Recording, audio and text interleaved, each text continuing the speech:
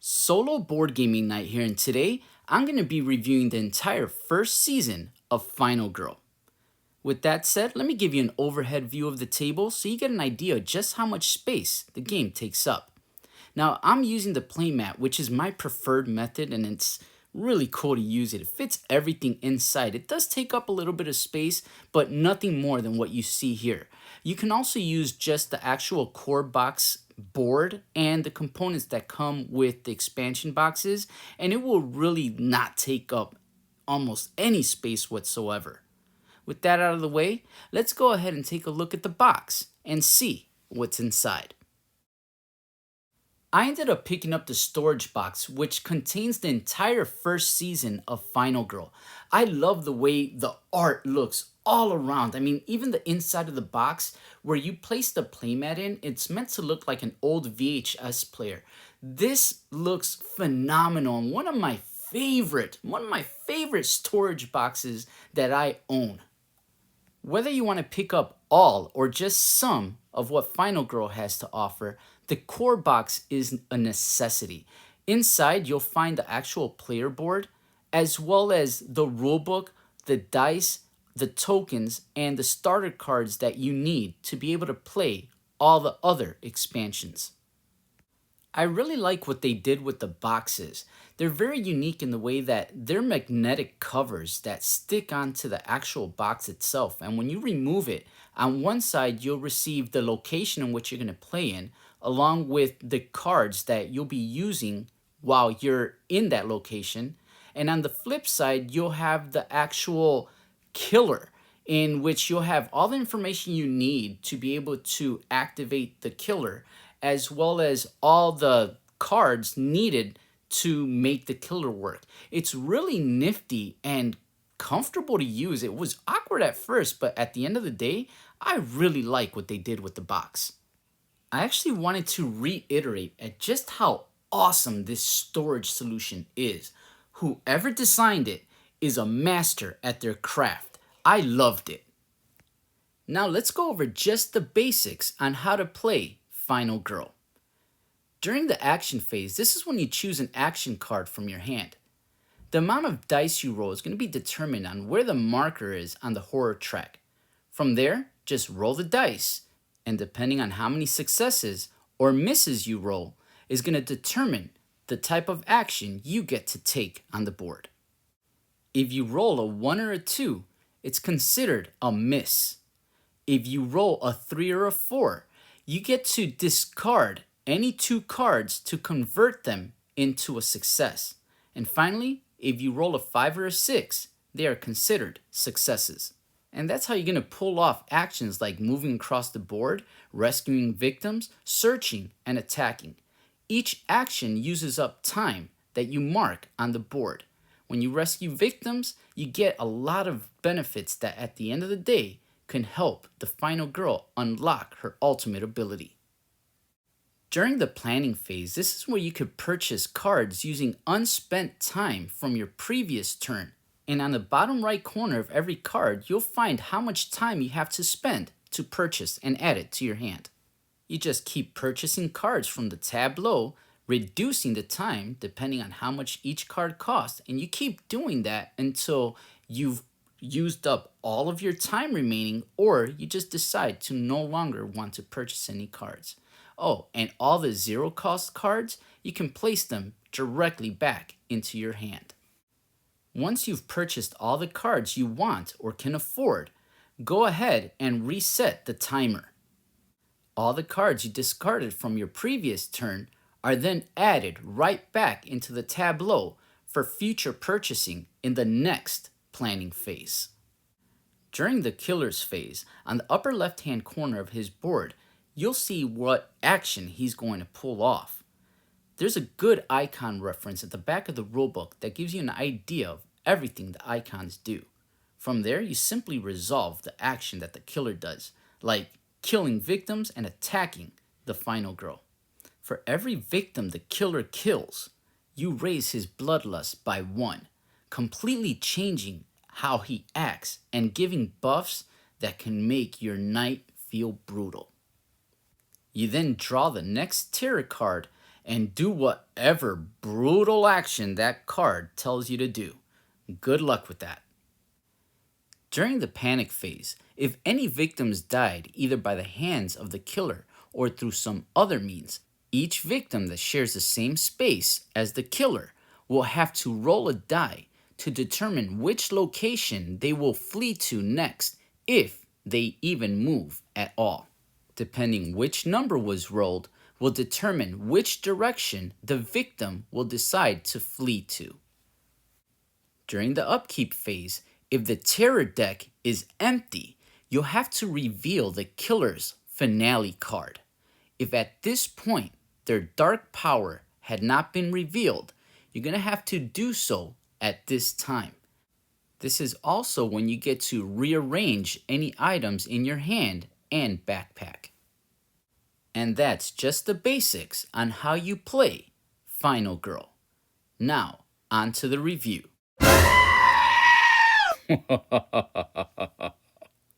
I do want to share a really quick story with you. When I was about 4 years old, my older brother, 5 years older by the way, ended up thinking it was a good idea to show me A Nightmare on Elm Street. That's how I was introduced to Freddy Krueger for the first time. And because of that, knowing that there was a monster that could kill me in my sleep while I'm dreaming made me stay up for countless nights. I don't know how long I spent without sleeping, but it was a really long time. Thanks a lot, brother. That wasn't the only monster that terrified me.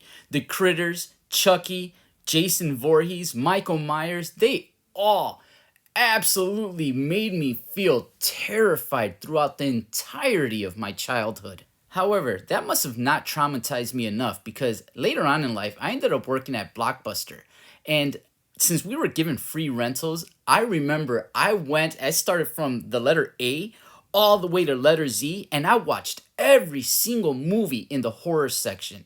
And ever since then, I became a huge slasher fanatic. I love these slasher horror films, and this game, Final Girl, really reminded me a lot about those horror movies, and I feel really nostalgic for them.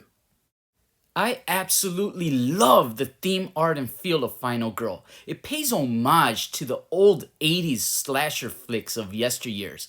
Camp Happy Trails, for example, and Hans the Butcher pay homage to Jason Voorhees in the Friday the 13th franchise, in which he butchers all the counselors at Camp Crystal Lake. Or you could walk down the neighborhood and enter the houses of Maple Lane, in which Dr. Fright, the Dream Doctor, is a riff off of Freddy Krueger from A Nightmare on Elm Street.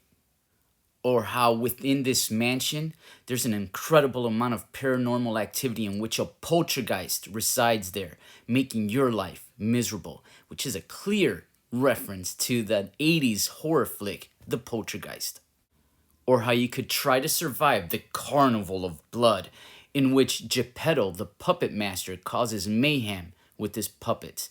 This is a clear reference to the Puppet Master movie of the 80s. As a side note, I like to pretend that he's the evil version of Geppetto from Pinocchio.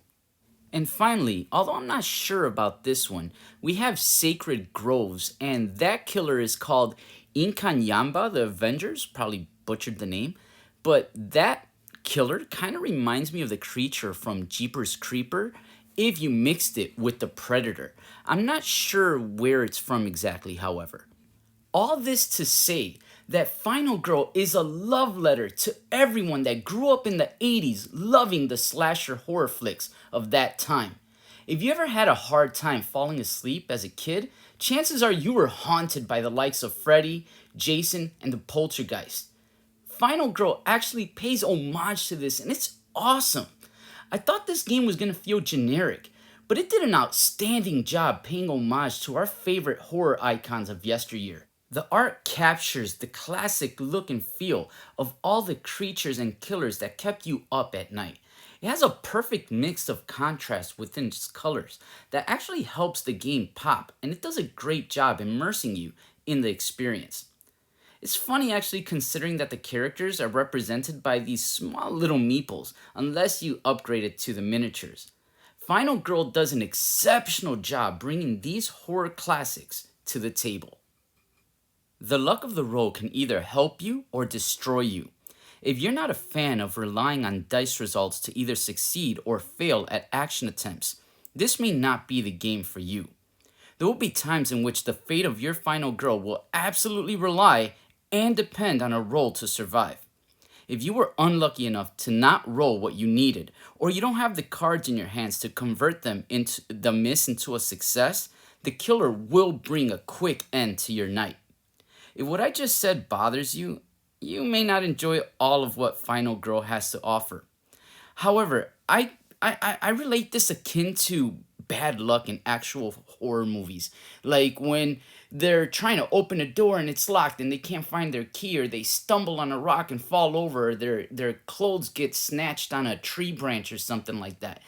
Terrible bad luck happens to the protagonist in horror movies all the time. And I kind of just see it through that lens. And when I see it through that lens, I actually appreciate it for what it does and how it is. However, the variability and replayability of Final Girl is stellar.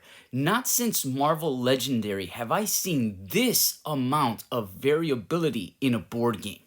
There are an absolute ton of different ways to play this game. If you want a killer to terrify a different location, you could do that. You want to choose a different final girl to confront a particular killer, you could do that. Not only that, each location has 5 different setup cards that completely changes the way you'll take on every location. On top of all that, the item cards and terror cards that will show up are completely randomized. You're going to see something completely different during repeat plays, and this offers an incredible amount of variability and replayability. If that was all the game had to offer, I'd actually be okay with that. But on top of that, every single killer reacts different. Every single location plays differently. There's going to be different objectives depending who you're fighting or where you're fighting. This is absolutely astonishing. I love the replayability and the variability. I can't mention it enough. On top of that, the event cards. Every location has its own type of event cards that absolutely will change the way you face that location and the killer. This is outstanding. One of the first things I ended up pitting the final girl against Hans the Butcher inside the haunted mansion of Creech Manor. It really made it feel like if Michael Myers was hunting down the babysitter in one of the Halloween movies. That was awesome. Earlier, I mentioned that the dice rolls can absolutely ruin your night. However, the card play in Final Girl is surprisingly well done and highly enjoyable. Purchasing cards with the time that you did not spend on your previous turn gives you an incredible amount of options to think about during your action phase. You'll find yourself debating whether or not you'll end your action phase early with enough time to be able to purchase that one card you've been eyeing. Or maybe you'll decide to risk it all in an attempt to make a search action and hopefully find that one powerful weapon that will help you fight against the killer. Tilting your odds in your favor like that is exactly why every action is important and will eventually lead to your survival or demise. Although you're at the mercy of the dice results, there are plenty of opportunities to mitigate the results in your favor, if you play your cards right, and I kind of mean that literally. Also, I enjoyed the cooldown of your cards. It really makes you think about your next move and how you will approach any given situation that's placed before you. Final Girl does a great job making you feel tense at all times. As you attempt to avoid the killer, rescue victims, or go toe-to-toe with the killer themselves, Final Girl makes you feel that tension. It sucks you into its world and demands your attention and skill to survive the night. It's really seldom that board games manage to convey that type of feeling. It captured that tension and it really completely overwhelmed me in a good and positive way. It makes you feel as if you stepped into your favorite horror movie. The difference being, you're the one making the decisions and you're the one attempting to beat the seemingly impossible odds. Few board games can capture my imagination as well as Final Girl has. It makes me feel like I'm in a slasher flick, and it's really awesome. Final Girl offers an incredible value for your money. I mean, it's not often that you could see value and replayability along with variability, the likes of what Final Girl has to offer. Each and every Final Girl could be found for under 20 bucks. Every single killer and location offers a unique and completely different way of playing it with its own objectives and its own random events that occur throughout gameplay. This is incredible value. Apart from providing a big bang for your buck, collecting the entire set is completely attainable. What a game! I truly struggled to find cons to talk about. I really resonated with Final Girl, and it was so difficult for me to find or notice anything that truly bothered me. The theme, art, and feel is incredible. It truly brings the slasher flicks from the 80s right to the table, and it does it with style. The luck of the dice may be a turnoff if it's not your thing. An unlucky roll can bring a swift and brutal end to your night. However, the replayability and variability of Final Girl is to be applauded. You have to pick up a few expansions to fully experience everything Final Girl has to offer, but they are inexpensive enough to make it absolutely attainable and very, very much well worth the price of admission. The stellar card play will have you second guessing your every move, all while maintaining a brisk and steady pace. Tilting the odds to your favor will depend on the decisions you make. The tension found within Final Girl is among the best of the best. Every move, action, and situation will have you wondering if it was your best move or your last move. The gameplay loop in Final Girl rocks. It makes time fly by in a way that very few board games manage. As a matter of fact, I don't think I've played a board game that makes time fly by as fast as Final Girl does. The highs are incredibly high, and the lows are not really even that easy for me to notice, to be honest. In short, I absolutely love this game. I really can't emphasize this enough. Final Girl is amazing. It's actually a game that makes me feel that just one more. You know, you're playing a game, you already finished it, like, just one more, even if you've been playing it for an hour or sometimes 2 hours straight, depending how many games you play in a row. I mean, it's very rarely that a board game makes me feel this way. For the past year, I heard and read a whole bunch of hype around Final Girl. I mean, a lot. And I've really been wanting to play it for the last year. However, there was a part of me that wasn't sure if it was going to be for me. For some reason, although I wanted to play it for all that time, I just didn't know if I was going to resonate with it as much. But when I finally got my hands on it, I don't think I would have ever imagined that I would have loved it as much as I ended up loving it.